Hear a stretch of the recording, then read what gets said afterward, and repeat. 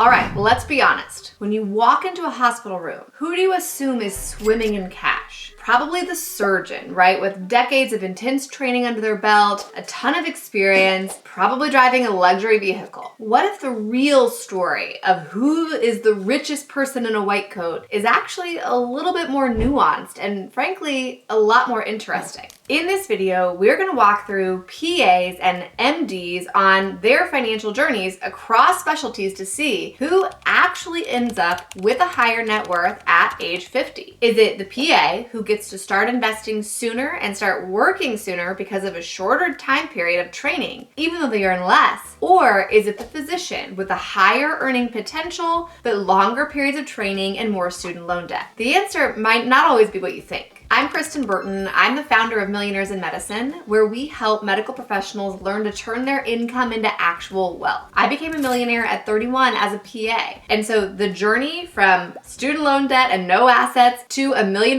invested is one of my favorite things to talk about. Let's pull up the curtain and look at the real numbers behind PAs and physicians on their wealth building journey.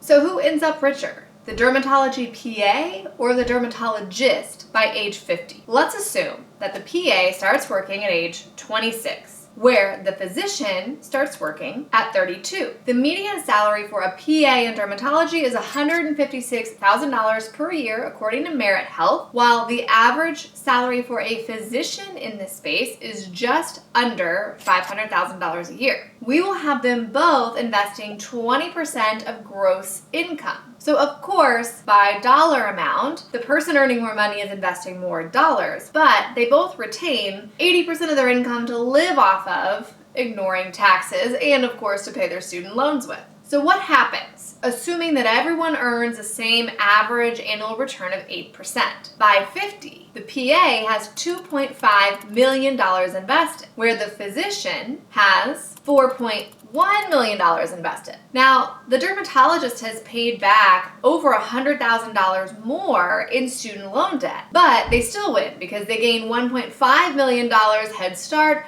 from an investing standpoint, and so that extra $100,000 allocated to student loan repayment pales in comparison. That's not where the story ends though. That is a straight salaried PA, which is relatively uncommon in the dermatology space. So let's get a little bit more nuanced. Let's look at a derm PA that follows a more traditional and a more lucrative path of having a salaried position for the first 2 years and then transitioning to a percent of collections based contract. When we do that, we see this jump in income that occurs after year 2. They're still going to start at age 26. They're still going to go ahead and earn about $150,000 for those first 2 years. But starting in year 3, they're going to start clearing $250,000 a year with a percent of collections contract. Now, if you're like, is this even possible for a derm PA? Yes. As a matter of fact, if you look at this data from Merit Health, a decent number of dermatology PAs cross the 200K threshold. And if you go and look at the data inside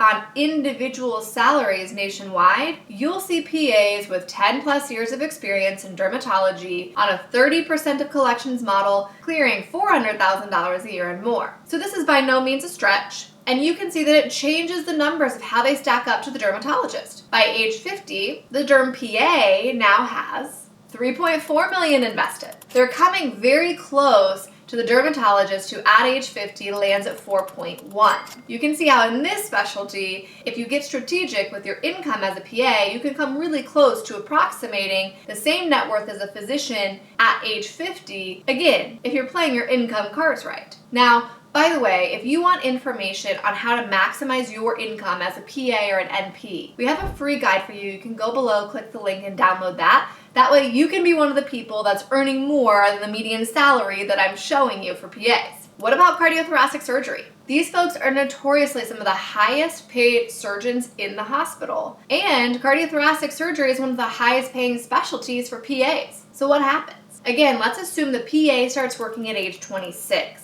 In parallel, the physician is not going to get their full attending salary until age 35.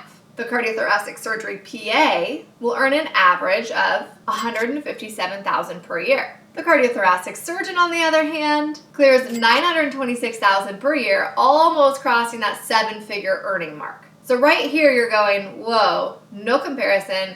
The cardiothoracic surgeon is going to be 1,000,000 times richer, right, than the PA. Here's what happens. If they both invest that 20% of gross income and they both earn the same exact rate of return, the PA lands with $2.3 million invested, while the surgeon lands with $5.4. Now, of course, the surgeon wins. They actually have double the investments of the cardiothoracic surgery PA at age 50. But let's not forget to point out that what it looks like to replace a lifestyle that costs $500,000 a year requires a much bigger investment portfolio than replacing a lifestyle that costs $80,000 a year to live off of.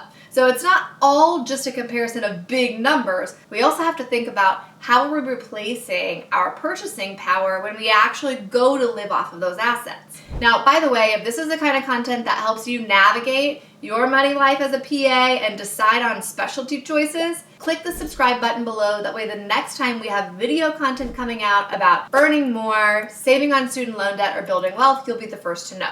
This next specialty has the most narrow spread we've seen yet between PA and MD. We find it in pediatrics. We'll assume that the PA starts working at 26 and the pediatrician starts working at 30. The median salary for the PA is right around $130,000, a little under, while the salary for the pediatrician on average is $239,000. So again, both invest 20% of gross, both do that from starting age until age 50. What do the investment portfolios look like?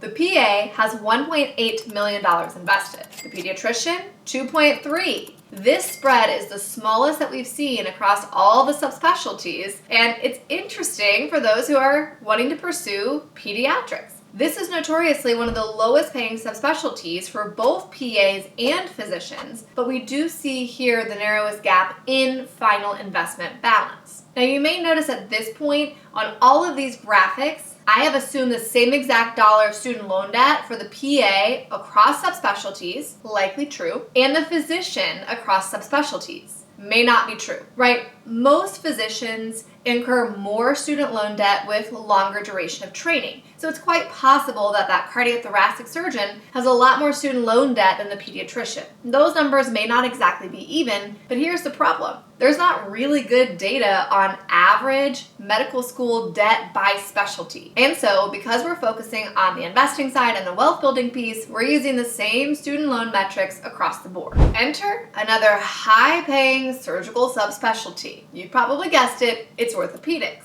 The surgeons, on average, start practice around 32 and earn over $700,000 a year in average income. The PA, on the other hand, will start around age 26 and have average earnings around $150,000. The orthopedic surgeon smokes the orthopedics PA. We see the PA lands with $2.2 million invested, while the orthopedic surgeon has $5.9 million invested by age 50. Now, of course, you can totally break the mold on these numbers and come up with a totally different result in real life. All it takes is a physician who spends 100% of their income, invests $0, and ends up having nothing to show for all of their high earnings at the end of 10 or 20 years. Or a PA who does the exact same thing, maximizes their income, but has absolutely no investing going on whatsoever, has no asset development, and ultimately winds up broke. You can have a really high-paying job as a PA or as a physician and end up a multimillionaire, which we have shown over and over again, there's a clear path towards that multimillionaire mark in all of these specialties, or you can wind up broke, right? Either way, the high income by itself doesn't translate to wealth. It's what you actually do with the income that you earn. So is there a field that ends up with PAs in particular not becoming multimillionaires? We all know specialties like family practice tend to have lower comp and maybe wouldn't get you all the way there. Let's check it out.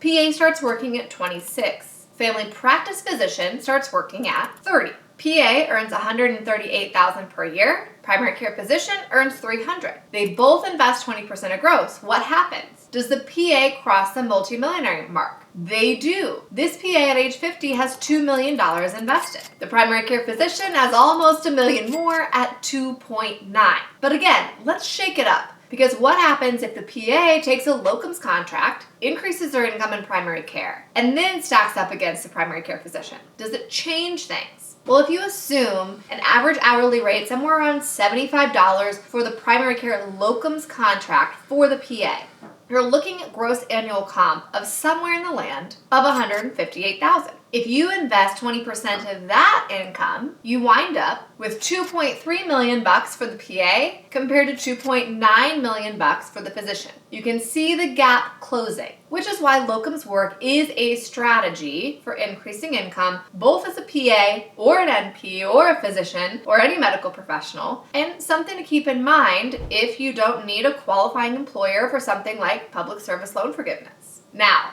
speaking of public service loan forgiveness, let's look at an example of a cardiology PA versus a cardiologist, and then make the cardiology PA a total baddie with money. Cardiology PA versus cardiologist. The PA is going to start at 26 again, compared to the cardiologist finishing up fellowship at 30. The PA is going to earn about $138,000 per year, while the cardiologist is going to earn north of $500,000. They both invest 20% of gross. What happens? As we expect, we see a big gap, right, between the PA and the cardiologist in this case. And the PA lands with about $2 million, while the cardiologist almost $6 million. But I'm going to call a hustler PA who's a beast with money and maximizes their income in a bunch of different ways. They're still going to have the exact same base salary, but now they're going to add a $20,000 a year side hustle. This might be speaking for a pharmaceutical drug or device. This might be doing expert witness work. The list goes on. They're going to increase their investing rate from 20% of gross to 35%. They're also going to utilize public service loan forgiveness in conjunction with their investing system to lower their AGI, lower their total cost of student loan repayment, and save several tens of thousands of dollars there. Now what happens?